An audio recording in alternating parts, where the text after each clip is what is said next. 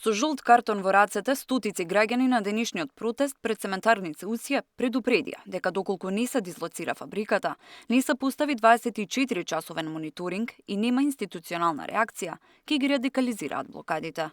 Ги блокираат улиците, бидејќи долги години, како што велат, им е блокиран воздухот. Не им веруваат на мирните станици кои ги има фабриката Усија, бидејќи ниту еден загадувач нема самиот за себе да каже дека загадува. Барањата ги испратиле во над 10 институции и бараат брза реакција.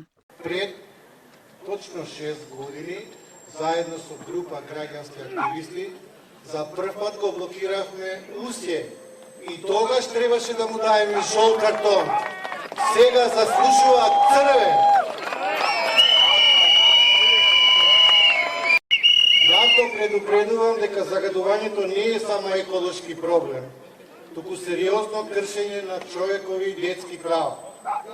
Тогаш реков и денес повторувам, кога институциите дозволуваат загадување, тие свесно го загрозуваат правото на живот на децата. Цементарница заслужува веднаш да се тргне. Веднаш да се тргне.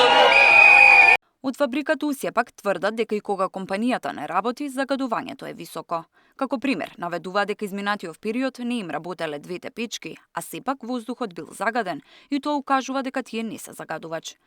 И покрај тоа што Титан Усија целосно не работи, во петокот највисоката вредност на PM10 частичките достигна 275 микрограми на кубен метар, во саботата 250, во неделата 143, во понеделникот 190 и вчера во вторник 221 микрограми на кубен метар.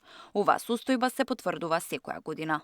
Остануваме отворени за конструктивен диалог со сите релевантни партнери во насока на изнаоѓање на трајно решение во интерес на сите, велат од фабрика.